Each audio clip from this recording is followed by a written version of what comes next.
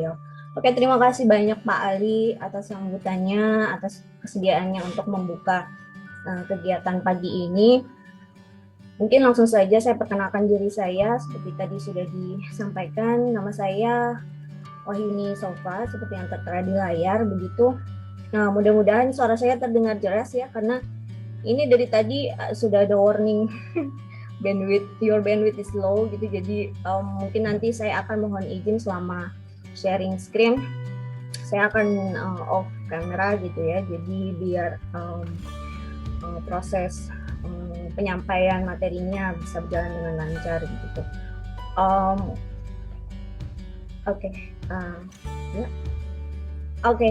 Ya, jadi mewakili Ibu Moderator, barangkali saya akan memperkenalkan diri saya sendiri dan juga rekan saya. Hari ini saya dibantu oleh satu teman saya bernama Ana Lailatul Fitriani, gitu ya. Saya sendiri sudah join di tim Big Data Analysis ini sejak Agustus 2020 ya, belum lama, karena baru pulang sekolah gitu kan. Jadi sebenarnya saya lebih suka menggunakan istilah kegiatan pagi ini bukan sebagai pelatihan gitu, karena kalau pelatihan itu kesannya ada pengajar, ada peserta gitu, karena menurut saya sendiri kami di sini juga belum mahir-mahir banget gitu ya, belum expert untuk dianggap sebagai pengajar gitu. Nah, saya lebih senang menyebutnya sebagai sharing aja gitu ya, istilahnya sharing seperti tradisi DAPS sebelum ini, bahkan ya sebelum pandemi gitu, barangkali biasanya kami berkunjung ke tempat Bapak Ibu sekalian untuk menyampaikan secara langsung, bersosialisasi gitu ya, sharing apa yang sudah kami kembangkan selama setahun gitu, biasanya dilakukannya di akhir tahun gitu ya. Jadi apa yang sudah dikembangkan, apa yang sudah kami temukan, apa yang sudah kami hasilkan, kami share gitu ke Bapak Ibu dan teman-teman di daerah. Harapannya apa? Harapannya ya agar apa yang sudah kami lakukan itu, istilah bahasa Prancisnya itu getok tular gitu ya, bisa bermanfaat juga, tidak hanya bagi kami yang ada di BPS Pusat, tapi juga untuk teman-teman di daerah gitu. Harapannya seperti itu. Nah, tidak ada, dalam hal ini akan saya tekankan bahwa memang tidak ada kewajiban apa. Saya tahu bahwa Bapak Ibu dan teman-teman di daerah sudah terlalu banyak kegiatan gitu ya, sudah sudah disibukkan dengan rutinitas kerjaan masing-masing, dan saya sangat berterima kasih sekali atas kehadirannya, kesediaannya untuk berpartisipasi dalam kegiatan ini. Hitung-hitung sebagai refreshment gitu ya Pak Bu, dari rutinitas. Jadi biarkan kami yang ngoceh-ngoceh di sini, Bapak Ibu tinggal menikmati saja, ngetawain atau ngomentarin, silahkan gitu ya. Jadi mudah-mudahan bisa memberikan wawasan dan juga sekaligus menghibur gitu ya. Nah iya, jadi ya memang untuk penerapan sendiri kami sendiri belum yakin bisa 100% dapat diterapkan di daerah karena satu dan lain hal gitu ya. Tapi mudah-mudahan sedikit dari apa yang kami sampaikan di sini bisa dapat dimanfaatkan paling tidak untuk di lingkungan Merieli sendiri atau di teman-teman yang ada di bidang yang lain gitu ya. Saya ucapkan terima kasih sekali lagi bagi Bapak Ibu yang sudah hadir.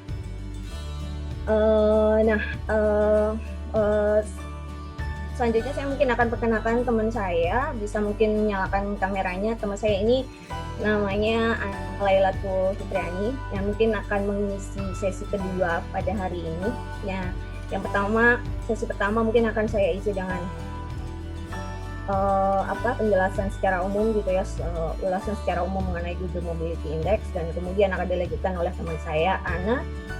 Beliau ini STIS lulusan beberapa tahun yang lalu, masih baru banget. Jadi luar biasa si Mbak Ana ini gitu kan, karena dari lahir gitu ya, jadi lahir di BPS sudah langsung terjun ke tim Big Data Analysis. Jadi luar biasa sekali gitu kan kemampuannya dibanding saya gitu. Jadi saya percayakan kepada beliau untuk menyampaikan teknis penggunaan dan pemanfaatan dashboard. Mudah-mudahan bisa langsung dimanfaatkan oleh Bapak Ibu dan teman-teman di daerah.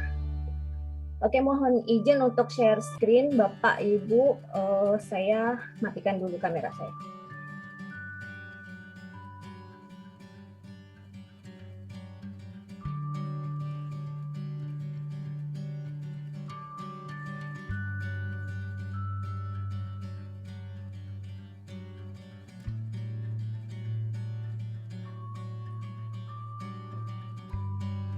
Apakah sudah terlihat?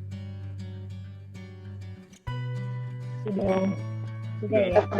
Bisa bergerak ya. Saya memastikan saja karena terakhir saya menggunakan Zoom dan sambil share screen itu laptop saya hang. Jadi butuh sekitar kurang lebih 7 sampai 10 menit untuk mengembalikan untuk menyalakan kembali laptop saya. Jadi mudah-mudahan hari ini bisa berjalan dengan lancar.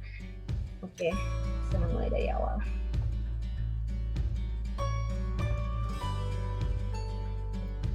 Oke,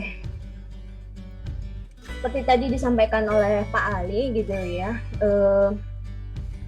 Jadi kegiatan pagi ini mungkin sudah pagi menjelang siang ya bagi teman-teman yang ada di Papua, Sulawesi, Maluku dan sekitarnya gitu ya. Mohon maaf karena kita menyesuaikan dengan waktu Indonesia Barat gitu ya. Nah, jadi rangkaian kegiatan pagi ini merupakan bagian dari rangkaian kegiatan yang akan diadakan selama kurang lebih 1 bulan ke depan gitu ya, selama bulan April. Dan ini rencananya akan terus dilakukan secara rutin setiap hari Kamis gitu ya. Jadi ini kegiatan yang pertama gitu di bulan April. Dan kemudian tidak hanya topik ini yang akan kami sampaikan, namun seperti Bapak Ibu lihat di fasilitas e-learning gitu ya, akan ada banyak topik, ada sekitar 5, dan itu tidak hanya menjelaskan mengenai analisis big data saja, namun juga beberapa hal terkait dengan teknis penggunaan Power BI yang selama ini kita gunakan untuk menganalisis big data, visualisasi, dan juga sedikit mengenai fenomena gitu, analisis fenomena gitu. Nah, terus mungkin pertanyaannya adalah kenapa Google Mobility Index itu yang pertama kali disampaikan? Karena mungkin pertimbangannya gini Bapak Ibu, jadi memang seperti yang kita ketahui data mobilitas itu ada banyak ya sumbernya, tidak hanya Google. Jadi yang menyediakan data mobilitas ini ada banyak, bahkan Apple pun juga keluarin, Facebook pun ngeluarin gitu ya. Bahkan kalau kita mau dan kita punya aksesibilitas terhadap data mobile network gitu ya, kita juga bisa manfaatkan data mobile positioning gitu ya. Nah, tapi karena pertimbangannya adalah kesederhanaan, keringkasan, dan kemudahan aksesnya, jadi pada saat ini sampai saat ini kita baru mampu untuk mengeksplorasi data yang bersumber dari Google. Nah, nanti perbedaannya apa mungkin saya akan jelaskan secara ringkas saja, tapi tidak dalam konteks untuk mengulas secara lebih luas gitu, lebih dalam. Nah, mungkin Google Mobility Index, topik ini mungkin bukan lagi menjadi sesuatu yang baru ya. Sudah banyak mungkin Bapak Ibu yang pernah bersentuhan secara langsung gitu ya, berkecimpung mengolah data Mobility Index untuk kepentingan baik, untuk kepentingan pribadi. Saya yakin para statistisi di sini sudah paham gitu ya dengan data-data big data terutama gitu ya, dan sumbernya juga sudah banyak gitu, yang referensinya sudah banyak yang menggunakan data ini, dan jadi mungkin yang saya sampaikan di sini bukan lagi hal-hal yang sifatnya menjadi pengetahuan baru bagi Bapak Ibu, dan kami mohon maaf, semoga apa yang akan kami sampaikan di sini sesuai dengan ekspektasi Bapak Ibu untuk mengikuti kegiatan ini. Nah, sebelum kami masuk ke materi utama, ini ada beberapa hal yang akan kami sampaikan pagi ini, outline-nya. Mungkin di awal saya akan mengulas sedikit gitu ya, overview gitu mengenai Google Mobility Index. apa dan sumbernya dari mana, apa tujuan dari indeks ini dibentuk gitu. Mungkin di situ akan saya jelaskan. Kemudian setelah selesai ranah konteks ya, ranah konsepnya sudah kita matangkan, maka kami akan masuk ke ranah kreasi gitu ya. Maksudnya bagaimana proses analisis di BPS, terutama di fungsi pengembangan model statistik dilakukan untuk mengolah data mobilitas sehingga bisa siap digunakan untuk mungkin bahan laporan bagi pimpinan ataupun referensi atau bahan acuan bagi subjek matter terkait untuk mendukung data-data yang akan dirilis oleh subjek matter. Kemudian kami juga akan memaparkan sedikit tentang hal-hal yang sudah kami lakukan. Jadi contoh-contoh analisisnya seperti apa. Lalu kita juga punya beberapa kajian yang sudah dipublish tahun lalu gitu ya. Ada sekitar 3 yang mana data indeks mobilitas itu juga diulas di beberapa bab di kajian tersebut bersama dengan data-data yang lain. Kemudian yang terakhir saya akan sampaikan juga kendala dan tantangan. Ini perlu karena sesuai dengan nama fungsi di kami gitu ya, fungsi pengembangan gitu ya, pengembangan model statistik gitu. Sekarang mungkin jadi rancangannya akan dibuat jadi pengembangan big data gitu. Nah jadi karena sifatnya ini masih pengembangan gitu, jadi kami sangat welcome sekali kalau misalkan ada banyak masukan atau insight baru, feedback dari Bapak Ibu sekalian untuk kedepannya kami bisa memperbaiki, kami bisa mengembangkan dengan lebih baik lagi untuk kebermanfaatan bersama. Gitu. Oke, kita masuk ke materi pertama. Kita mengulas sedikit ya. Sebenarnya ini saya ringkas gitu ya dari google.com COVID Mobility. Jadi Bapak Ibu kalau misalkan ada yang mau iseng buka website ini atau laman Google COVID, mungkin akan muncul tampilan seperti ini kalau di handphone.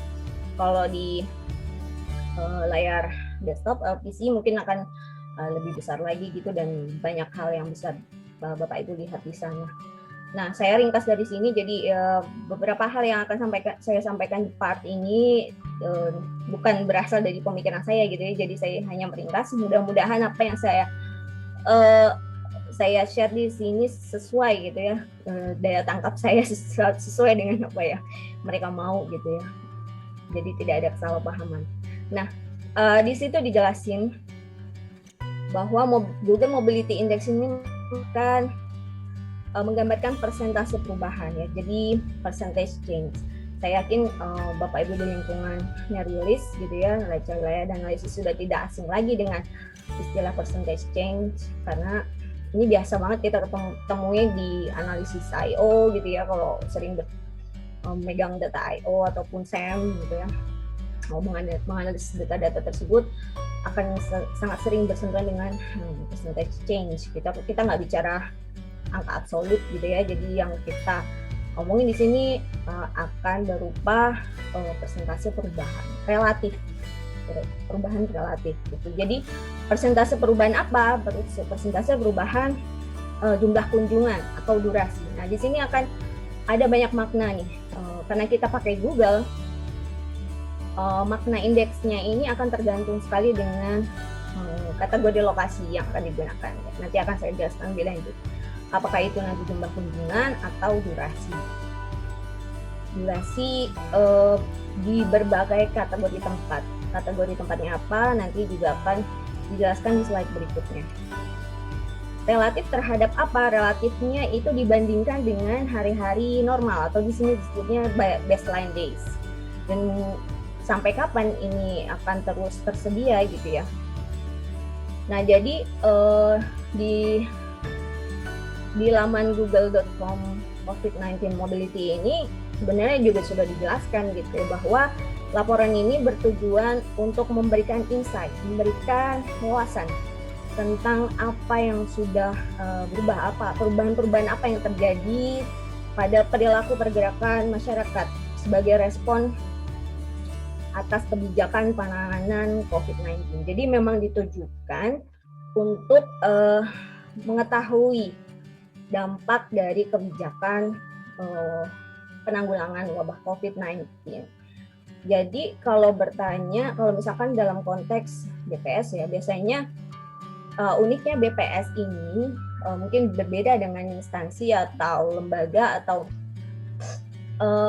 perusahaan gitu ya, atau startup gitu. Mereka menggunakan big data itu biasanya untuk menjawab suatu permasalahan, untuk mendapatkan insight tentang permasalahan-permasalahan yang ada di lingkungan mereka gitu. Untuk misalkan mengetahui perilaku nasabah di suatu bank, atau untuk mendeteksi misalkan dalam konteks data kebencanaan gitu. Nah kalau di BPS ini beda. Di BPS ini penggunaan big datanya dimaksudkan untuk, mungkin tadi juga sudah disinggung oleh Pak Ali ya, dimaksudkan untuk mendukung ya statistik yang lain, mendukung statistik-statistik konvensional yang sudah dihasilkan. Jadi ada satu sumber data yang kita pakai untuk mendukung data yang lain. Jadi dalam konteks Google Mobility Index ini, kalau kita lihat tadi tujuan dirilisnya data Google Mobility ini, berarti kan ini artinya secara implisit kita tidak bisa terus-menerus mengandalkan sumber ini, karena bisa jadi jangka waktu di publishnya ini terbatas gitu. Jadi kalau misalkan memang tidak diperlukan lagi untuk mendeteksi dampak kebijakan penanganan COVID, ya mungkin mereka nggak akan dirilis lagi, dan itu akan jadi masalah buat kita gitu. Jadi mungkin nanti ke depannya, karena kita masih belum tahu ya ini pandemi akan berakhir sampai kapan, jadi kita masih selama masih ada pandemi ya saya pikir kita masih bisa memanfaatkan data ini gitu. Jadi Google sudah bilang seperti itu gitu ya, memang ditujukan untuk memenuhi kebutuhan para nakes gitu ya, para praktisi kesehatan, para pengambil kebijakan untuk melihat dampak kebijakan COVID gitu. Nah untuk konteks BPS kita perlu pikirkan lagi, kita perlu nggak mengadopsi atau adjust atau melakukan mungkin pengumpulan data baru atau apa gitu, itu di luar kewenangan saya. Saya hanya sekedar menyampaikan. Oke. Nah, dari ulasan ini, dari dua kalimat singkat ini ada dua term gitu ya, dua terminologi penting yang perlu kita perhatikan untuk memahami Google Mobility Index ke depannya gitu, untuk analisis gitu. Yang pertama adalah baseline days. Ini yang seringkali menjadi kebingungan bagi para awam. Saya juga pertama kali diberi tugas untuk mengeksplorasi data ini juga saya kebingungan gitu. Baseline days ini apa sih gitu kan? Jadi setelah saya baca-baca di situ jelas, di website yang di laman ini sudah juga dijelaskan. Di sini Bapak Ibu kalau misalkan buka laman ini di Google gitu ya, langsung aja di tab Google gitu, nanti akan ada menu. Di sini nggak kelihatan sih karena ini tampilan layar handphone gitu. Nanti di bawah ini kalau di scroll ini akan ada menu how to use these reports gitu ya. Nah di situ semua dijelaskan mulai dari overview data ini maksudnya apa, cara bacanya gimana, bagaimana cara memahami angka indeksnya itu bagaimana, dan bagaimana kita bisa mengkalibrasi angka itu sesuai dengan kebutuhan di negara masing-masing gitu ya, di daerah masing-masing gitu. Mereka lengkap penjelasannya lumayan. Jadi mereka sediakan beberapa artikel di situ yang sangat membantu menurutnya. Nah di situ dijelaskan juga penghitungan baseline walaupun tidak secara dalam gitu ya, karena memang mungkin dimaksudkan sebagai agar orang awam gitu ya, atau publik secara umum bisa memahami artikel tersebut gitu. Jadi baseline ini ternyata adalah nilai median gitu ya, nilai median pergerakan manusia yang dihitung setiap harinya dalam seminggu. Jadi setiap hari dalam seminggu, untuk Senin, Selasa, Rabu, Kamis, dan seterusnya selama apa? Selama 5 minggu, mulai dari 3 Januari sampai 6 Februari 2020. Nah, pemilihan periode baseline ini berdasarkan apa? Mereka bilang ini didasarkan pada saat awal merebaknya wabah gitu yang mungkin cukup representatif ya, bukan representatif sih istilahnya, cukup bisa applicable gitu ya di sebagian besar wilayah di dunia ini, karena kurang lebih sama gitu ya. Kalau di Indonesia sendiri mulai awal merebak COVID tanggal berapa sih? Tanggal awal bulan Maret gitu ya. Nah jadi mereka geser tuh di hari-hari sebelum itu, kurang lebih 5 minggu sebelum awal Maret itu mereka jadikan sebagai baseline, dan ini berarti mereka artikan sebagai kondisi normal gitu ya, jadi dasar penghitungan angka indeks gitu. Dan ini nggak berubah selama data Google Mobility Index ini dirilis dari mulai awal 15 Februari sampai sekarang, baseline ini tidak berubah. Jadi untuk memudahkan kita untuk melakukan perbandingan antara waktu. Jadi kalau baseline ini berubah nanti kita bingung, kita nggak bisa lagi membandingkan gitu ya. Nah, jadi baseline ini bisa dipahami sebagai bukan sebagai nilai single value gitu ya, karena dia dihitung untuk setiap harinya. Jadi selama 5 minggu ini,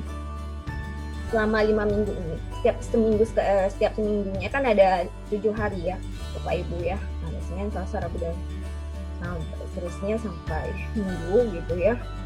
Ini dihitung mediannya gitu ya.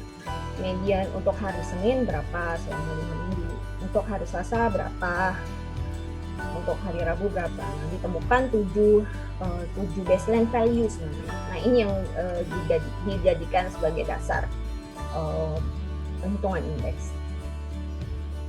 Nah jadi implikasinya apa? Implikasi dari penggunaan 7 single values ini adalah kita tidak bisa secara mudah gitu ngebandingin antar hari gitu. Misalkan tadi kan definisi awalnya kan jumlah kunjungan di hari Kamis dan di hari Jumat ini sama-sama 10 gitu, kunjungan ke tempat perbelanjaan misalnya itu masing-masing 10. Tapi kita belum tentu bisa mengatakan nanti akhirnya indeksnya itu akan sama, karena bisa jadi baseline value di hari Kamis dan Jumat ini bisa berbeda gitu. Jadi nilai indeks yang dihasilkan bisa aja berbeda. Kita nggak bisa membandingkan angka ini secara absolut. Oke. Jadi mereka juga sudah warning di sana untuk kita agar kita menghindari ya perbandingan antar hari gitu. Terutama membandingkan antara weekend dengan weekdays, karena bisa jadi itu sangat berbeda gitu baseline value-nya. Dan sayangnya si Google ini nggak kasih nih data baseline values-nya ini berapa, karena ini bagian dari privacy gitu ya. Jadi yang mereka rilis itu hanya angka agregat, angka indeks yang sudah dalam bentuk percentage change tadi. Jadi jumlah kunjungan yang sebenarnya itu mereka nggak akan rilis. Kita nggak bisa dapat informasi itu, kecuali mungkin ada orang dalam gitu ya. Ada teman di Google yang bisa ngasih gitu, mungkin bisa main, kita belum. Oke. Dan mereka juga kasih disclaimer ya sebenarnya bahwa jadi si baseline days ini baseline days mulai dari 3 Januari sampai 6 Februari 2020 ini tidak mengakomodir gitu, tidak memperhitung. Jadi misalkan kunjungan di taman gitu ya, bisa aja pada saat cuacanya cerah kunjungan di taman jadi lebih ramai, atau mungkin sekarang lagi musim sepeda gitu ya, jumlah kunjungannya jadi lebih banyak, lebih ramai, visitornya jadi lebih beragam, lebih banyak gitu kan. Mereka nggak akomodir ini. Jadi apa adanya, data yang mereka gunakan adalah data yang tidak mengakomodir faktor seasonality gitu ya. Mungkin kita kalau misalkan punya data values yang tadi jumlah kunjungan secara absolut tadi, kalau kita punya akses ke sana mungkin kita bisa adjust sendiri, tapi ya sayang sekali kita nggak bisa. Nah, term kedua yang penting untuk di highlight di sini adalah updating. updating ini menjadi penting karena ya tentu saja big data itu identik dengan apa namanya waktu ya, apa namanya 5V gitu kalau saya agak salah sebut gitu ya. Jadi biasanya mereka ini dipakai gitu karena dengan alasan mereka ini bisa lebih real time. Tapi untuk Google Mobility Index ini karena sudah melalui proses pengolahan gitu ya di Google-nya sendiri, kita tinggal pakai gitu ya, ternyata mereka masih belum bisa real time gitu. Jadi kalau Bapak Ibu mungkin pernah download data ini gitu, bisa dilihat gitu polanya bahwa mereka tuh update tuh seminggu sekali. Mereka tuh update-nya seminggu sekali dan ada lag di sana, kayak data BPS aja gitu ya, masih ada lag. Jadi misalkan kita download hari ini gitu, ternyata masih ada jeda yang dari yang mereka rilis sampai dengan tanggal hari ini gitu. Misalkan hari ini tanggal 1 April gitu, maka data terakhir yang mereka punya itu biasanya masih tanggal 27, tanggal 26 gitu. Seringkali seperti itu. Maaf Ibu Yuni, slide-nya masih slide pertama, belum diganti ke slide berikutnya. Oh oke. Mohon maaf. Oh gitu ya, gimana ya caranya? Kalau ini udah berubah belum ya? Belum. Sudah berubah. Ya.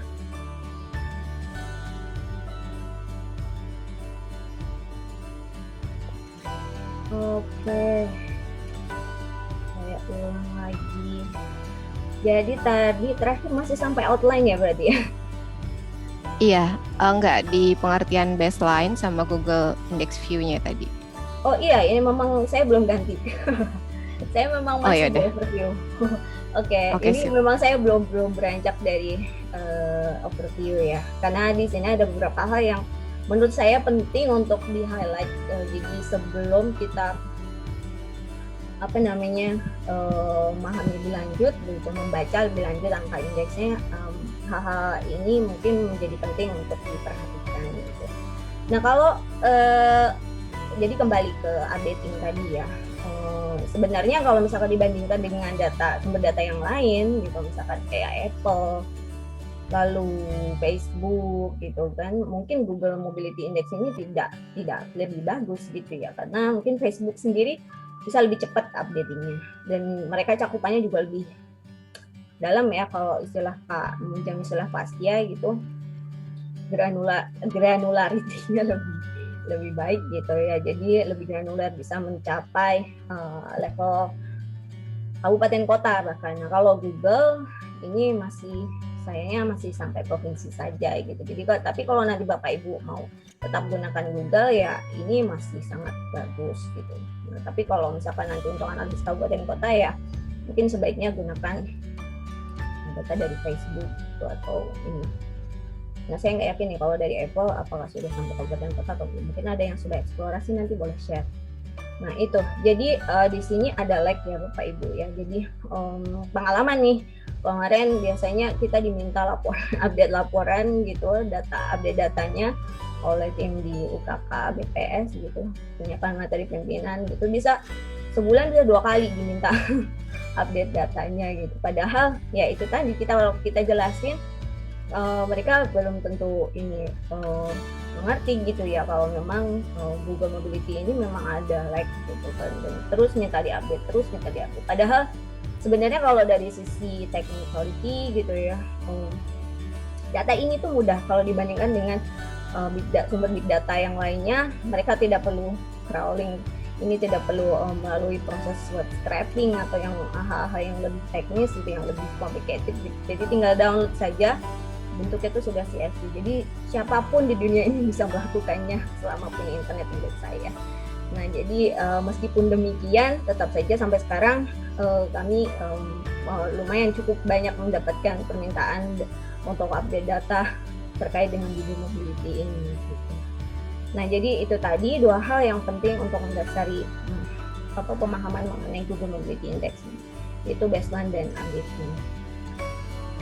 Nah lanjut. Nah sekarang kita masuk ke sumber data. Sebenarnya Google ini ngambil datanya dari mana sih? Penasaran juga sih awalnya ya. Jadi mereka ngambil datanya dari mana? Nah, ini tampilan pertama ketika Bapak Ibu buka aplikasi Google Map ya. Pasti ada ya di handphonenya, mau handphone keluaran Apple ataupun Android, pasti kayaknya setiap orang punya gitu aplikasi Google Map, karena ini membantu sekali gitu. Oke. Nah, ini tampilan pertama kalau Bapak dan Ibu buka aplikasi Google Maps dan kemudian masuk ke menu Your Timeline. Jadi dari menu ini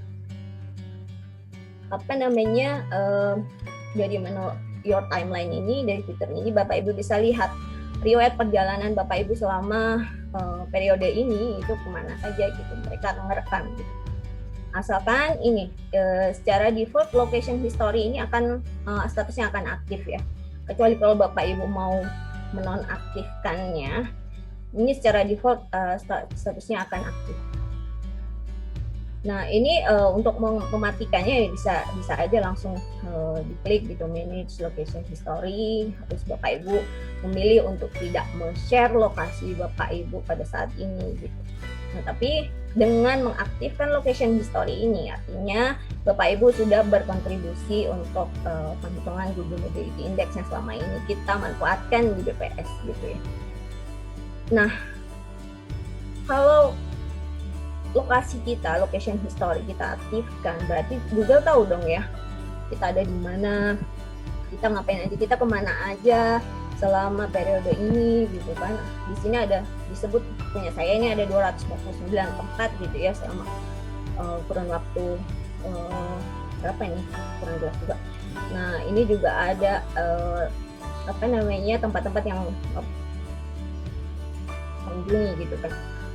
Terus jadi pertanyaan berikutnya adalah, nah kalau kayak gini aman nggak ya gitu kan, data pribadi kita ditangkap sama Google gitu ya, diambil sama Google gitu. Mereka bisa tahu lokasi saya di mana kalau misalkan hal-hal yang jahat gitu ya, tidak baik pada saya bisa berbahaya gitu. Nah, tapi ternyata mereka juga sudah jelasin gitu bahwa untuk pembentukan angka indeks Google Mobility ini mereka bisa jamin kerahasiaan mengenai informasi pribadi. Jadi lokasi kita secara individu, kontak atau pergerakan kita secara pribadi gitu ya, secara perorangan itu tidak akan disebarluaskan. Jadi yang akan di-share ini adalah hanya data agregat, dan mereka juga punya kebijakan gitu ya. Misalkan pada suatu hari gitu, pada suatu tanggal tertentu ada ambang batas yang tidak dipenuhi, itu ambang batas privasi yang tidak dipenuhi,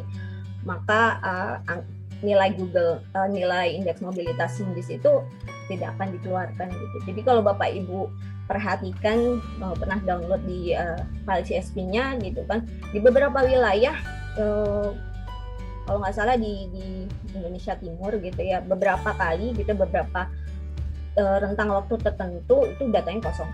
Jadi kenapa kosong? Itu bisa jadi karena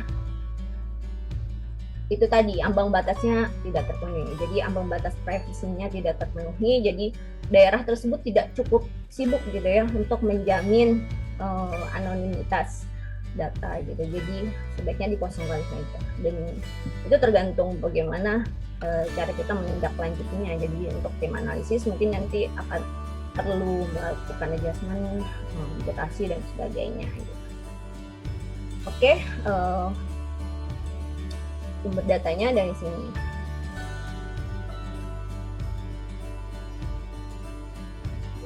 Next. Nah, kemudian masih dalam ranah konsep Wirtabu ya. Jadi seperti tadi sudah saya singgung di awal, untuk Google Mobility ini kelebihan lainnya adalah mereka membedakan kategori lokasi sesuai dengan panduan social distancing. Jadi menurut kesamaan karakteristiknya di lokasi-lokasi ini, mereka gabungkan, mereka kategorikan menjadi sekitar 6 kategori. Kalau di Facebook paling cuma 2 ya kategorinya, dan itu tidak menunjukkan lokasi gitu. Jadi pembagiannya hanya stay put gitu ya, atau apakah orang itu tidak bergerak gitu ya, tidak melakukan pergerakan, sama satu lagi indeks satu lagi intensitas pergerakan gitu kalau di Facebook. Tapi bisa sampai level kabupaten kota. Tapi kalau di Google enggak. Lain lagi dengan Apple gitu. Kalau di Apple tuh pembagiannya ada walking, ada driving gitu. Jadi mungkin lebih mobile gitu ya. Jadi bisa menangkap pergerakan. Nah, kalau Google ya ini pembagiannya berdasarkan tempat-tempat yang menjadi panduan social distancing. Biasanya kan di lokasi-lokasi ini ada measure gitu ya, ada kebijakan untuk membatasi pergerakan gitu, jam operasional yang ditentukan atau bagaimana gitu kan. Jadi berdasarkan itu dibagi menjadi 4 kategori. Yang pertama mungkin jelas ya, yang sering dibahas gitu, lokasinya di perumahan atau di pemukiman, ini jelas. Kemudian di perkantoran ini sayangnya yang saya tahu ini hanya mencakup sektor formal gitu ya. Jadi mungkin belum bisa menangkap sektor informal kalau nggak salah. Mungkin nanti kalau ada informasi lebih lanjut, kalau saya salah bisa dikoreksi gitu ya. Nah, kemudian ada juga groceries and pharmacies. Groceries and pharmacies ini terdiri dari apa aja? Dia itu mencakup pasar grosir, gudang makanan, serta nih toko obat dan apotek. Atau saya dibedakan, toko obat dan apotek memang berbeda kali ya. Kemudian ada parks itu dia termasuk taman milik publik gitu ya, taman nasional gitu, camping ground, plaza gitu. Jadi mereka juga mengakomodir tempat-tempat di taman nasional seperti ini. Nah, kalau kayak di itu mereka mengeksklud ya, jadi kayak misalkan ada lokasi-lokasi lahan yang kosong gitu di daerah pedesaan gitu, mereka mengeksklud. Jadi yang tempat-tempat seperti itu tidak termasuk dalam kategori ini. Nah, kemudian yang kelima tuh ada tempat perdagangan retail dan recreation. Saya termasuk mall-mall, pusat perbelanjaan, kafe, restoran, kemudian tempat-tempat rekreasi gitu, museum, perpustakaan, bioskop gitu yang kebanyakan milik negara ya, milik publik. Nah, yang terakhir ada transit station. Nah, ini biasanya bermanfaat untuk kalau kita bisa mau mengaitkan dengan pemulihan sektor transportasi gitu selama pandemi. Ini bisa kita manfaatkan. Nah, oke. Nah, sampai di sini kita masih masuk ke konsep gitu ya. Jadi bagaimana memahami angka mobilitas? Tadi saya sudah singgung sedikit bahwa indeks mobilitas ini adalah percentage change ya, jadi perubahan relatif gitu. Mudahnya kalau misalkan angkanya positif ya berarti ada kenaikan gitu, ada kenaikan. Kalau angkanya negatif ada penurunan. Kalau angkanya positif berarti mobilitas di tanggal tersebut lebih tinggi gitu ya, lebih besar dibandingkan kondisi baseline. Kalau misalkan dia negatif berarti lebih rendah dibandingkan kondisi normalnya, kondisi baseline-nya. Nah, kalau nol berarti apa? Berarti nggak ada perubahan ya, nggak ada kenaikan atau nggak ada penurunan, nggak ada perbedaan relatif terhadap baseline. Nah, ini masih tampilan ketika Bapak Ibu membuka laman yang tadi ya, Google Mobility COVID-19 tadi. Nah, kalau di scroll ke bawah, Bapak Ibu bisa lihat di sini yang tadi saya sebutkan how to use this report. Tadi bagaimana memahami data itu ada bisa baca di sini. Nah, untuk datanya sendiri ada dua pilihannya. Ada global, ada region. Jadi kalau global ini jadi satu file semua seluruh dunia, seluruh wilayah-wilayah di dunia, dan ini datanya bisa sangat besar. Saya jarang sekali download yang global ini karena selama ini yang saya butuhkan hanya Indonesia. Jadi saya memilih untuk download yang region CSVs ini ya. Jadi dia sudah dipisah-pisah gitu ya. Jadi file-filenya sudah terpisah menurut negara masing-masing gitu. Saya tinggal hapus saja yang saya nggak perlu gitu kan. Sebenarnya kalau misalkan kita punya software yang bisa langsung nge-filter data itu bisa aja download yang global, tapi ini terlalu besar, saya nggak saya prefer download yang region saja. Dan namun di samping itu kita juga bisa lihat nih apa laporan ya. Jadi selain mereka ngeluarin data dalam bentuk CSV gitu, mereka juga bikin laporan setiap tanggal tertentu gitu ya, istilahnya report date gitu ya, jadi tanggal laporan. Jadi mereka meng-highlight di tanggal itu untuk setiap kategori lokasi. Dan ini biasanya dalam bentuk PDF, ini bisa di-download untuk setiap negara. Nah, kalau Bapak Ibu klik di sana, nanti akan tampilannya akan seperti ini. Jadi akan muncul laporan pergerakan masyarakat selama pandemi gitu ya. Nah, perubahannya bagaimana untuk setiap kategori lokasi. Nah, ini levelnya tidak hanya nasional. Ini kalau misalkan Bapak Ibu scroll ke bawah, nanti bisa lihat untuk level nasional, untuk Indonesia, kemudian per provinsi juga bisa dilihat. Ini Aceh sampai Papua gitu bisa dilihat untuk tanggal ini saja gitu ya. Angkanya untuk tanggal laporan itu dibuat. Jadi kalau di sini kasusnya saya download pada saat tanggal 16 Maret gitu ya. Jadi angka-angka yang di highlight di sini juga hanya untuk tanggal ini saja. Dan selain angka indeksnya, Bapak Ibu juga bisa lihat trennya selama dari awal pandemi sampai dengan tanggal laporan ini dibuat untuk setiap kategori. Nah, seperti yang tadi saya sampaikan, angka indeksnya ada yang negatif, ada yang nol, ada yang segini. Ini artinya apa gitu? Misalkan ini di tempat rekreasi dan perdagangan retail gitu ya, angkanya minus 18%. Artinya apa? Berarti jumlah kunjungan di tempat perdagangan retail dan rekreasi pada tanggal tersebut sekitar 8% lebih rendah dibandingkan kondisi baseline. Diingat, angka indeks yang muncul di sini adalah perubahan relatif, bukan absolut. Gitu. Lalu di sini di tempat perbelanjaan dan apotek 0 gitu. Artinya apa? Berarti jumlah kunjungan di grocery dan farmasi ini relatif tidak berubah gitu. Tidak ada perbedaan dengan kondisi baseline. Jadi sama aja.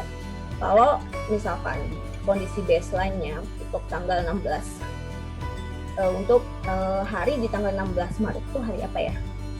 Misalkan hari Rabu gitu ya. Hari Rabu tuh secara normalnya ramai gitu di tempat perbelanjaan atau di apotek ya. Berarti pada saat tanggal 16 Maret 2021 ini ya sama ramainya, kurang lebih seperti itu. Nah, sayangnya kita nggak tahu nih kondisi normalnya tuh bagaimana gitu, kita tidak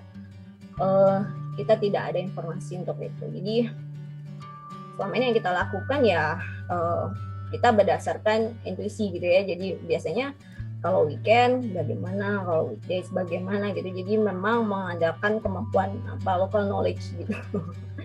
Karena ya itu tadi keterbatasannya, tidak ada informasi untuk kondisi baseline seperti apa. Nah, ini cara mengartikannya. Nah, lebih detail lagi di sini saya akan membedakan gitu ya. Nah, di awal tadi saya sudah singgung sedikit bahwa makna indeks ini sangat tergantung pada kategori lokasi yang digunakan gitu, yang ditampilkan. Secara spesifik untuk residensial ya, untuk perumahan ini ternyata berbeda dengan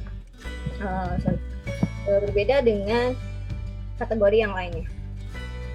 Karena perumahan ini ternyata makna indeksnya ini berupa durasi ya, atau waktu yang dihabiskan gitu ya, waktu yang dihabiskan selama di dalam rumah gitu, bukan jumlah kunjungan. Beda dengan kategori lainnya.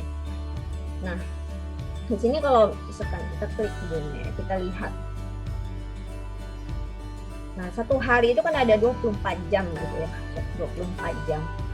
Secara umum orang bekerja gitu ya. Misalkan ini kegiatannya hanya keluar rumah untuk bekerja gitu, bisa dihabiskan kalau PNS itu sekitar 8 jam di luar rumah gitu. Nah, sisanya dihabiskan di rumah gitu, kecuali habis kerja tuh party dulu atau kemana dulu gitu ya. Jadi kurang lebih kita secara umum akan memiliki pola yang relatif sama gitu ya. Jadi kita sudah relatif lebih banyak menghabiskan waktu selama di rumah. Jadi setelah ada kebijakan stay at home gitu misalnya, stay at home, work from home gitu ya, Bapak Ibu jangan kaget gitu. Kenapa sih change in residential duration ini tidak pernah lebih dari 50%? Kenapa dia tuh sedikit sekali gitu, angka indeksnya kecil gitu kalau dibandingkan dengan kategori yang lainnya? Karena itu tadi, kita sudah banyak umumnya sudah lebih banyak menghabiskan waktu di rumah. Jadi ketika ada kebijakan untuk diam di rumah saja gitu, itu penambahannya tidak akan relatif besar gitu ya. Itu untuk rumah. Jadi perlu hati-hati untuk memaknai angka indeks mobilitas, terutama di lokasi pemukiman gitu, perumahan gitu, karena itu tadi measurement-nya beda. Jadi untuk membandingkan angka indeks ini dengan kategori lokasi yang lainnya juga perlu kehati-hatian gitu. Nah ini seperti di video yang tadi ini ya, jadi diagram yang warnanya orange ini ya menunjukkan durasi rata-rata ini dalam jam gitu ya, totalnya bisa 24 jam gitu. Durasi dalam jam yang dihabiskan di area pemukiman. Nah orang-orang kan biasanya kerja paling 8 jam sehari gitu. Kecuali kalau kayak di Jakarta ini habis waktunya di jalan, bisa buat jalannya 1,5 jam gitu. PP 3 jam, bisa sampai 11-12 jam bekerja saja gitu. Nah, tapi secara umum 8 jam lah di luar rumah gitu ya. Ya karena ada 24 jam saja dalam sehari, perubahannya ya nggak akan besar, mungkin nggak akan lebih dari 50% gitu. Ini sudah dijelaskan juga di halaman Google Mobility Update itu. Nah kemudian yang kedua yang menarik lagi untuk dipahami adalah untuk kategori workplace gitu ya, tempat kerja. Gimana? Karena ini sering kali jadi sorotan juga mobilitas tempat kerja, karena banyak sekali measurement atau kebijakan yang dilakukan selama pandemi terkait dengan pembatasan di tempat kerja gitu. Nah ini yang di highlight ini hanya untuk ini make up number ya, sebenarnya kita nggak tahu nih angkanya berapa, kita nggak dapat informasi ini. Make up number untuk yang di highlight hanya untuk kondisi weekend gitu ya. Nah karena seperti yang tadi saya bilang, untuk angka indeks mobilitas ini adalah perlu diingat adalah angka perubahan relatif ya, bukan angka absolut. Jadi kalau di sini kita lihat kalau semakin turun jumlah kunjungan pada saat weekend ke tempat kerja, ngapain juga ya weekend ke tempat kerja gitu ya, semakin kunjungannya ini mendekati kondisi yang realistis gitu ya, nilai yang normal gitu, karena biasanya pada saat weekend itu memang nggak banyak orang yang pergi ke kantor gitu, maka kita bisa lihat di sini semakin dia mendekati kondisi normal, maka angka indeksnya juga akan semakin mendekati dari baseline ini, semakin meningkat di sana, semakin mendekati angka 0 gitu. Ini sesuai dengan yang tadi di awal saya sampaikan.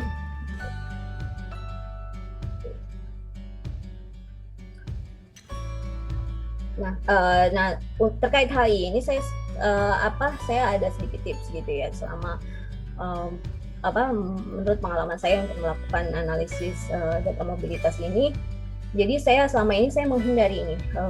Kami di tim analisis sangat menghindari pada saat kita menganalisis tren antar waktu untuk data indeks mobilitas ini, kita avoid, kita sangat kalau bisa jangan pakai gitu istilah lebih ramai atau lebih dari sebelumnya gitu ya, karena ya itu tadi konsep bahwa indeks mobilitas ini adalah perubahan relatif gitu. Kita nggak punya informasi kondisi normalnya seperti apa gitu, karena istilah lebih ramai atau lebih sepi, jadi kan dari hari sebelumnya ini akan rawan misleading gitu ya. Jadi menurut saya paling aman gitu kita bisa gunakan frase pulih atau mendekati kondisi normal atau mendekati kondisi baseline. Jadi tidak jauh atau beberapa poin di atas baseline gitu. Saya seringkali menggunakan frase seperti itu. Jadi hindari kata-kata lebih ramai atau lebih sepi, atau pengunjungnya lebih ramai, pengunjungnya lebih sepi gitu. Oke. Nah, sampai di sini kita sudah paham gitu ya, sudah mengetahui paling tidak ranah konsep dari indeks mobilitas Google gitu ya, disampaikan pada artikel-artikel yang tadi. Nah, sekarang kita masuk ke ranah kreasi gitu. Kenapa saya sebut ranah kreasi? Karena ini juga tergantung kebutuhan kita gitu, kebutuhan analisisnya seperti apa, tergantung kreativitas. Kalau Bapak Ibu tidak berkewajiban untuk mengikuti langkah-langkah yang kita lakukan di sini, tapi kalau misalkan dibutuhkan dan dirasa bermanfaat, monggo gitu. Jadi ini yang saya lakukan untuk penyusunan dashboard yang nanti akan disampaikan oleh Ana gitu ya. Beberapa hal sebelum melakukan analisis saya lakukan ini gitu ya. Jadi silahkan dikomentarin, silahkan mungkin ada hal-hal yang perlu masukan atau yang lainnya, kami sangat welcome gitu ya. Nah, ini ada paling tidak, karena tadi seperti saya sebutkan, indeks mobilitas Google ini relatif sederhana ya Pak Bu ya. Jadi dibandingkan dengan sumber big data yang lainnya, ini sangat-sangat sederhana gitu, karena kita dapat angka Google Mobility ini sudah dalam bentuk data yang terstruktur gitu ya. Jadi file CSV ini sudah kayak gini dibentuknya, jadi udah enak banget gitu, kita tinggal pakai aja untuk analisis. Sebenarnya untuk langsung dianalisis pun bisa gitu, cuman untuk beberapa kepentingan tertentu saya lakukan adjustment. Boleh cerita sedikit mungkin pada saat awal saya masuk di tim big data gitu, saya ditugasin oleh Pak Astia gitu, saya pegang 3 sumber data yang berbeda, dan ini ternyata karakteristiknya sudah sangat berbeda gitu antara satu dengan yang lainnya. Dan indeks mobilitas ini paling mudah gitu ya, paling mudah untuk dihandle gitu. Karena kalau saya bandingkan waktu itu saya dapat data dari 1, 2, 3 gitu ya. Jadi situs jual beli properti gitu, situs pemasaran properti dan juga kendaraan bermotor gitu. Itu banyak sekali step-step yang harus dilakukan sebelum kita bisa langsung menganalisis gitu, karena datanya berantakan.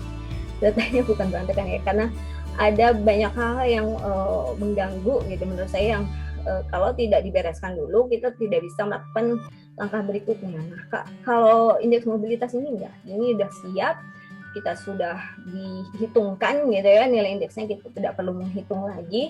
Mungkin sedikit adjustment kalau diperlukan, misalkan kayak kita hanya filter untuk daerah-daerah tertentu saja, atau kita perlu melakukan agregasi, nah itu silahkan. Jadi sebenarnya ini di Excel pun bisa gitu, jadi nggak harus kita lakukan dengan Tableau atau Power BI seperti nanti yang sudah dilakukan dijelasin Mbak Ana nanti gitu. Tapi sebenarnya tergantung kenyamanan Bapak Ibu saja ya, yang paling mudah yang mana, yang penting ada outputnya gitu. Nah, karena waktu itu pertimbangannya adalah kita perlu melakukan laporan ya, membuat laporan setiap bulannya gitu, melaporkan ini ke pimpinan setiap bulannya. Saya perlu yang sifatnya otomatis gitu ya, yang saya nggak perlu ribet-ribet lagi setiap bulan harus bikin grafik gitu ya, agregasi, terus lakukan pivoting dengan Excel dan sebagainya gitu. Jadinya saya lakukan satu kali langkah yang cukup ribet gitu ya, perlu mungkin sekitar 2-3 hari untuk mengadjust data ini sampai akhirnya jadi dashboard. Tapi nanti bulan-bulan kedepannya saya gampang tinggal update datanya, jadi tidak perlu melakukan nggak perlu mulai dari awal lagi, nggak perlu start from scratch lagi gitu ya. Nah, apa saja yang saya lakukan sebenarnya nggak banyak gitu. Untuk datanya sendiri karena sudah rapi tadi ya, jadi saya cuma butuh identifikasi gitu ya. Identifikasi di sini baru ada kolom tanggal gitu ya. Bapak Ibu kalau lihat CSV-nya dari kolom A ini ada ID negara gitu, karena saya pilih file yang khusus Indonesia aja. Di sini ada 2020 ID Region Mobility Report gitu. Jadi ini khusus Indonesia saja semuanya. Yang lainnya ada negara-negara lainnya ada di file lainnya yang saya nggak perlu, saya bisa delete gitu. Nah di sini ada namanya juga. Kemudian subregion 1 ini menunjukkan provinsi. Subregion 2 ini kayaknya dimaksudkan untuk level kabupaten kota ya, tapi sampai sekarang ini memang belum ada isinya ini. Memang nggak tahu nih, belum bisa dipublish gitu kan kayaknya. Nah ini bisa diabaikan saja biasanya subregion 2. Kemudian metro A something ini juga saya nggak perlu, biasanya bisa saya abaikan saja. Nah, ini ID untuk provinsi. Kemudian saya bisa biasanya saya sebut Indonesia ini sebagai angka nasional gitu ya. Saya perlu transform sedikit, tapi sebenarnya nggak terlalu urgent juga. Kemudian ada census spot ini juga nggak terlalu penting gitu ya.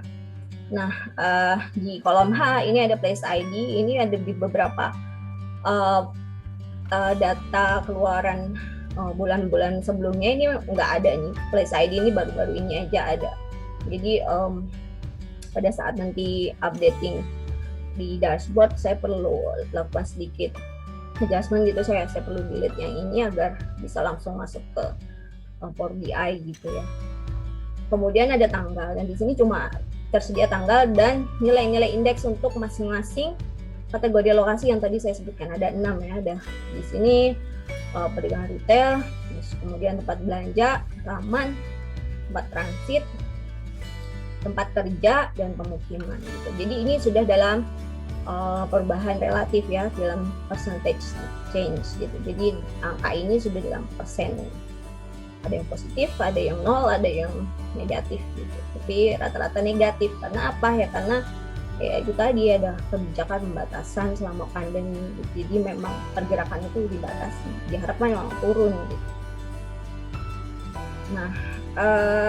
Nah untuk date ini biasanya saya lakukan bukan adjustment ya, saya lakukan identifikasi ini tanggal ini harinya hari apa gitu, harinya apa, peruntukannya untuk apa, karena saya mau grouping, saya mau membedakan bagaimana perilaku pergerakan penduduk masyarakat, apakah ada perbedaan pada saat weekdays dan juga di akhir pekan gitu ya. Jadi saya perlu ini, tapi kalau misalkan Bapak Ibu tidak melakukannya ya nggak perlu melakukan ini juga nggak apa-apa gitu.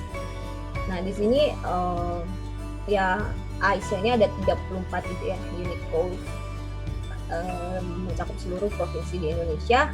Kemudian yang place ID ini ada 35 karena Indonesia di indekskan sendiri. Oke, ini mungkin teman-teman sedikit tentang datanya seperti apa. Kemudian saya juga selain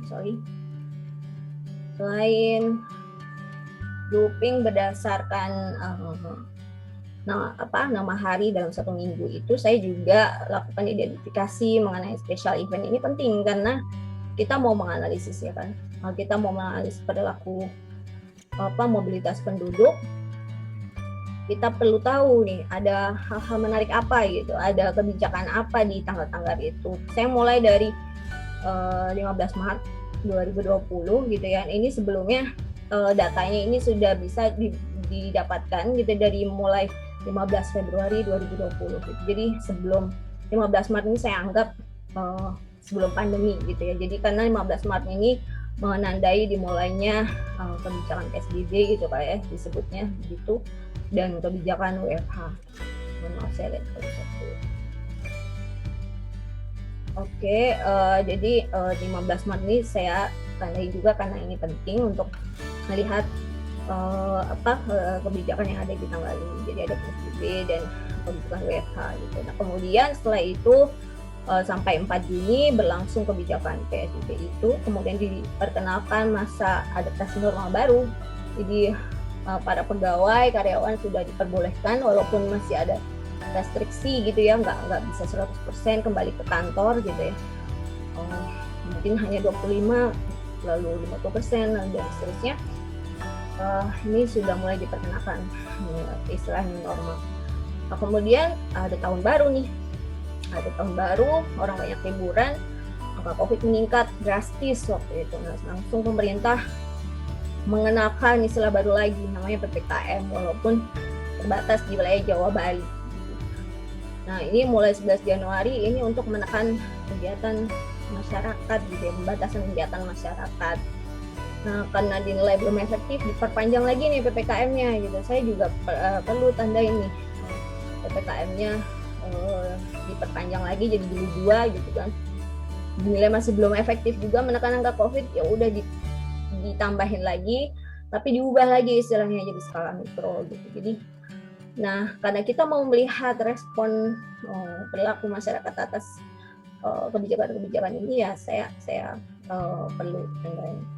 Selain ini saya juga perlu biasanya identifikasi ada special event apa gitu, misalkan ada liburan nasional, perayaan keagamaan gitu, juga saya biasanya identifikasi.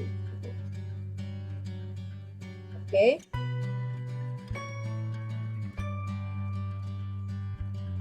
Nah, ini contoh laporannya. Jadi setiap bulannya kita dituntut untuk bisa mengeluarkan analisis bulanan gitu. Nah, sekarang ini beberapa bulan terakhir ini request-nya lumayan berubah nih, karena Bapak pimpinan meminta kami untuk mengupdate data, membuat laporan sebelum tanggal 1, karena akan digunakan untuk rilis BRS gitu ya, bahan untuk rilis BRS mulai bulan kemarin. Ini sudah mulai diterapkan gitu ya Bapak Kecu, sudah mulai membuka rilis BRS dengan data-data indeks mobilitas gitu dari Google. Jadi lumayan agak effort gitu ya. Jadi setiap akhir bulan kita selalu mempersiapkan seperti ini. Tidak hanya untuk mobilitas, tapi untuk sumber data lain, sumber data yang lainnya juga. Nah, ini saya kasih contoh laporan kami pada bulan lalu ya, bulan Februari gitu. Jadi datanya ini masih berakhir pada bulan Februari 2020. Nah, mulainya dari 15 Februari 2020 dan berakhir di sekitar akhir Februari 2021. Nah, yang tadi itu saya identifikasi special events-nya ini pentingnya di sini. Jadi kita perlu membatasi kapan kebijakan terkait pandemi ini berlangsung. Kita bisa lihat di sini polanya. Selama PSBB turun drastis aktivitas di perkantoran gitu ya. Aktivitas di perkantorannya turun drastis karena setiap karyawan, pegawai diminta untuk stay di rumah, bekerja dari rumah gitu ya, belajar dari rumah.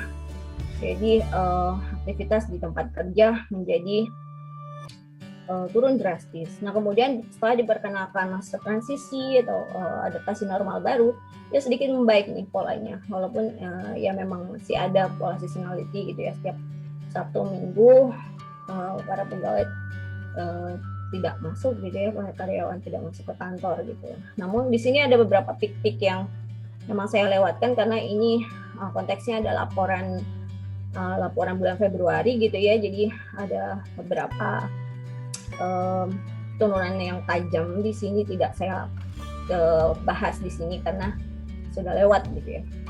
Nah, saya highlight di sini hanyalah biasanya beberapa bulan terakhir saja ada kejadian menarik apa gitu. Nah, kebetulan di sini isunya adalah kebijakan PPKM gitu ya. Jadi setelah relatif cukup stabil gitu ya di masa transisi, orang sudah mulai bisa kembali ke kantor walaupun sebagian kecil gitu masih harus WFH gitu, karena ternyata di beberapa perusahaan swasta itu memang ada yang banyak yang tutup selamanya gitu ya. Jadi kantornya tutup selamanya, jadi karyawannya tetap harus WFH terus gitu. Jadi nggak bisa sepenuhnya kembali ke kondisi baseline gitu ya.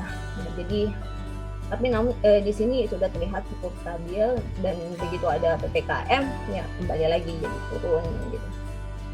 Nah, di sini ada ada penurunan yang sangat drastis gitu ya pada saat akhir Februari, pertengahan ya, ada perayaan Imlek.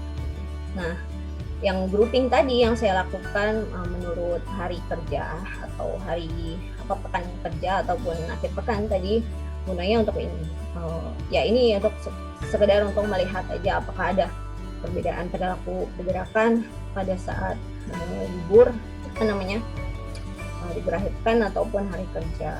Dan saya bedakan menurut itu tadi periode waktu referensi waktunya. Nah, grafik-grafik ini saya buat kami susun untuk setiap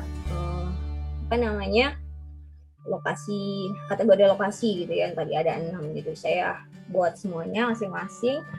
Jadi kami memang sengaja tidak tidak ngefilter gitu mana yang diperlukan, karena laporan ini diperuntukkan bagi khususnya bagi tim UKK di BPS dan umumnya juga untuk beberapa subjek matter yang membutuhkan gitu. Jadi kami tidak tahu kebutuhannya seperti apa gitu. Jadi aman ya.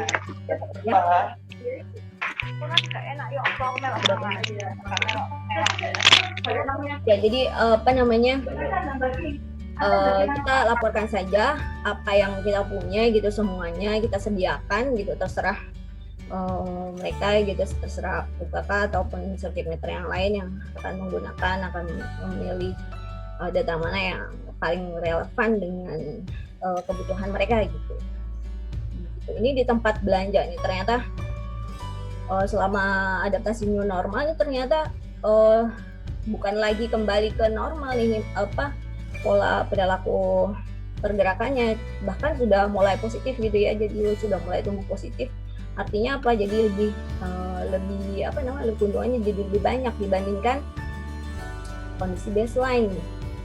Sudah mulai positif. Nah, namun setelah ada PPKM ternyata ya itu karena batasan jam operasional ya. PPKM pertama itu kalau di Jakarta itu jam 7 gitu toko-toko sudah pada tutup. Jadi mau nggak mau ya orang bisa belanja setelah jam itu gitu kan. Bahkan pagi aja baru mulai jam 10 kalau nggak salah. Nah, ini turun drastis jadinya di awal-awal saja gitu. Nah, berlangsungnya hanya di awal-awal saja, nanti karena setelah itu sudah mulai lockdown lagi gitu. Jadi setelah berapa minggu gitu sudah dilonggarkan lagi, mulai tutupnya jam 8, kemudian PPKM skala mikro bahkan jam 9 gitu. Jadi orang sudah mulai relax lagi, udah longgar lagi kebijakan gitu. Nah, penurunannya secara umum, secara rata-rata kalau dibandingkan dengan kondisi awal PSBB itu ya masih lebih baik sih daripada akhir pekan maupun pekan kerja gitu. Tapi kalau dibandingkan dengan kondisi di masa transisi ya tetap terlihat ada penurunan pergerakan secara rata-rata. Ini di taman juga demikian, ada di beberapa tanggal-tanggal tertentu. Ini kalau nggak salah ini ada di laporan tahun lalu nih. Kalau nggak salah ini libur nasional ini Agustus sekitar 17 Agustus, libur nasional. Kenapa mereka banyak berkunjung ke taman juga saya kurang tahu gitu. Jadi ini lebih ramai, tumbuh positif gitu dibandingkan kondisi baseline gitu ya. Kalau kita buka lagi mungkin laporan bulan-bulan kemarin bisa kita ketahui penyebabnya ini. Nah, ini ternyata pelayanan Imlek juga lumayan bisa meningkatkan pergerakan di taman gitu, kunjungan di taman gitu. Kemudian ini untuk perdagangan digital, jadi kita lakukan semuanya satu persatu, kita sediakan gitu untuk subjek matter, tergantung mereka bagaimana menggunakannya gitu. Nah, ini di tempat transit memang dari awal PSBB gitu ya, dari awal WFH gitu memang karena banyak karyawan yang dirumahkan, banyak yang dipaksa untuk bekerja dari rumah, jadi penggunaan transportasi publik ini menurun drastis gitu ya. Kalaupun ada yang memberlakukan kebijakan WFO juga, mereka lebih memilih untuk menggunakan transportasi pribadi gitu, jadi sangat menghindari transportasi publik karena takut dengan penyebaran virus gitu ya. Dan ini dibandingkan dengan lokasi lokasi yang lainnya, kategori lokasi yang lainnya sangat terlihat sangat lambat gitu ya, relatif lebih lambat pulihnya dibanding lokasi yang lain. Dan kita lihat ini masih jauh lah dari baseline. Jadi baseline masih jauh, apalagi dengan PPKM, tambah lagi jam operasionalnya transportasi publik juga dibatasin gitu. Busway aja cuma sampai jam 10 ya kalau nggak salah waktu itu. Jadi ya terbatas sekali. Itu kurang lebih kita sajikan harian, dan kita juga bisa sajikan juga secara bulanan. Nah, ini biasanya yang request seperti ini nih teman-teman di subdit kemiskinan ya, di Hansos gitu ya. Jadi mereka perlu tahu bagaimana pola sebelum mereka merilis angka kemiskinan di bulan Maret dan bulan September gitu, perbandingannya seperti apa gitu. Jadi kita butuh angka agregatnya untuk level untuk bulanan. Oke. Nah, itu tadi contoh analisis di level nasional. Kita juga lakukan, kita sangat bisa untuk melakukannya di level provinsi dengan cara yang sama.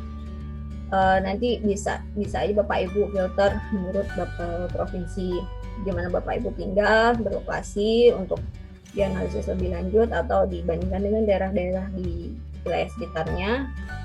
Mungkin menarik untuk diteliti karena ada kebijakan tertentu di sana gitu barangkali. Nah, bisa kita lakukan seperti itu.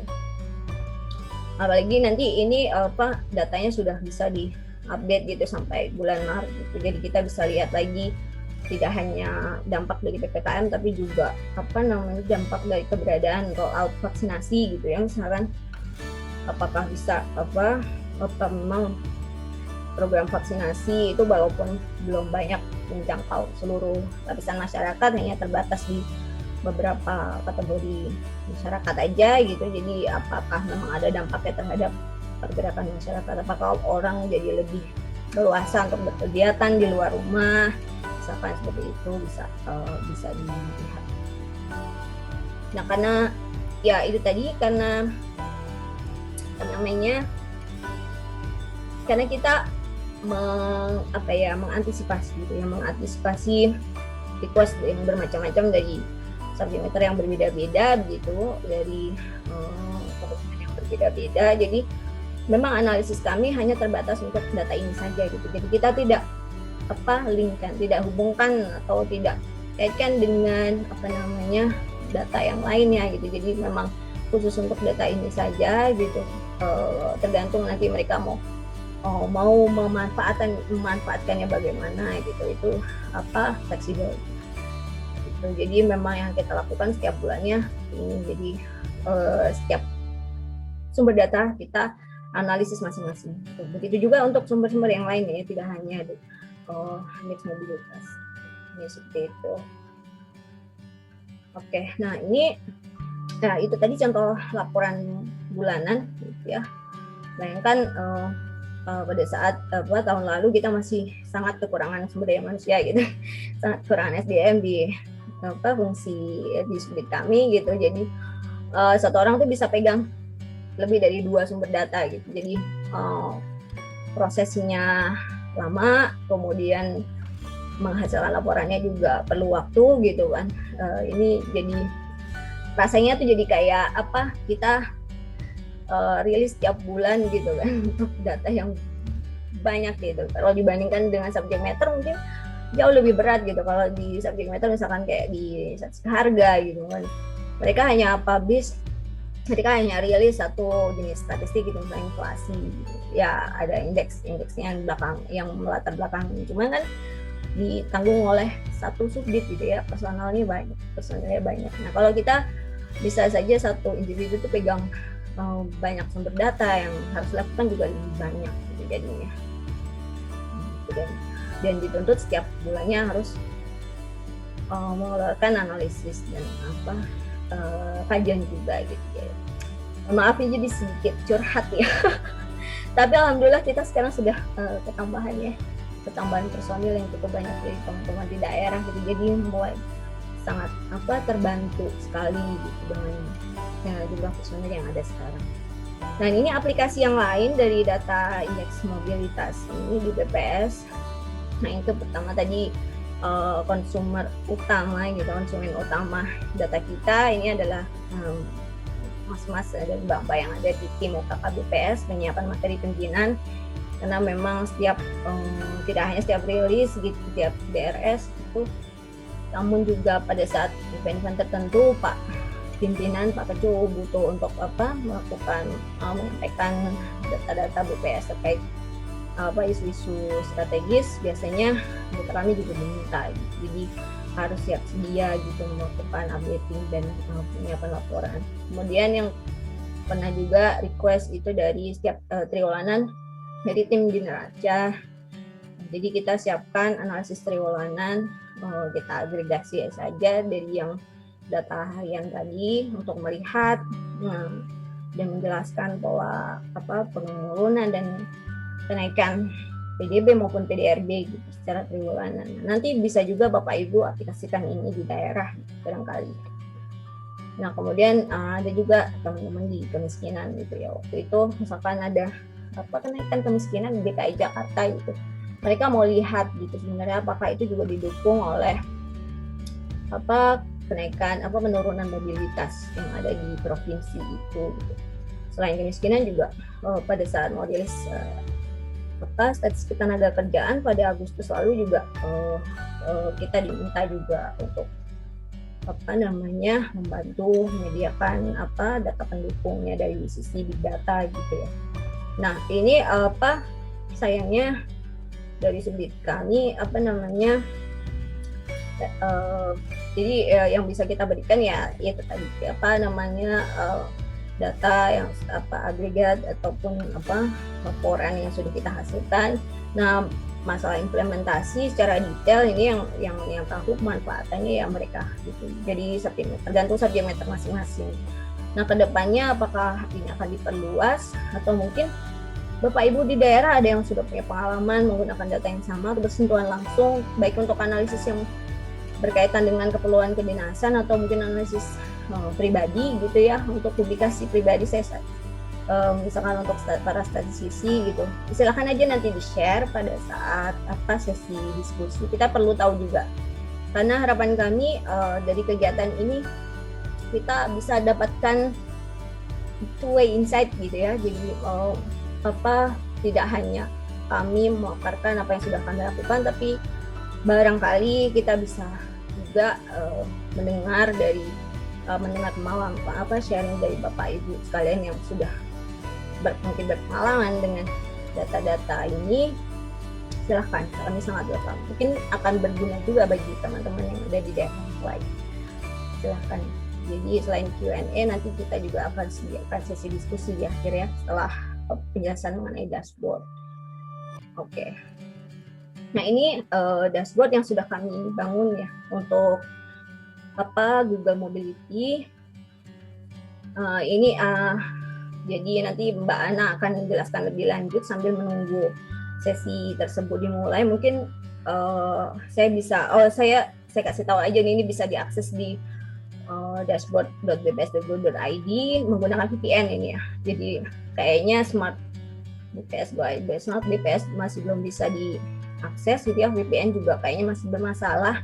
Jadi mungkin nanti Bapak Ibu cukup menyimak saja jadi dari penjelasannya Mbak Ana gitu. Jadi nanti pada saat sudah pulih kembali kondisi layanan TIK-nya, jadi bisa dicoba-coba gitu dan bisa dimanfaatkan untuk kebutuhan data pendukung di wilayah masing-masing. Nah, tadi ada 3 kajian yang sudah kami publish, bisa sambil dibaca-baca. Beberapa hal atau yang mungkin mostly sebagian besar yang sudah saya sampaikan tadi juga ada di kajian-kajian ini, bisa dibaca juga. Mungkin ada masukan, ada yang perlu dikritisi, kami sangat apresiasi. Nah, ini sebelum saya tutup sesi untuk overview mengenai indeks mobilitas, ini saya perlu sampaikan bahwa bahwa sekali lagi kegiatan pengembangan big data ini, analisis big data terutama untuk indeks mobilitas ini memang levelnya sifatnya masih dalam tahap pengembangan gitu ya, jadi masih dalam tahap yang bisa diperbaiki gitu, bukan berarti ini sudah fix seperti ini akan terus begini gitu. Jadi memang kami menyadari masih banyak hal-hal yang perlu diperbaiki, ditambah gitu, diperluas seperti tadi saya sebutkan.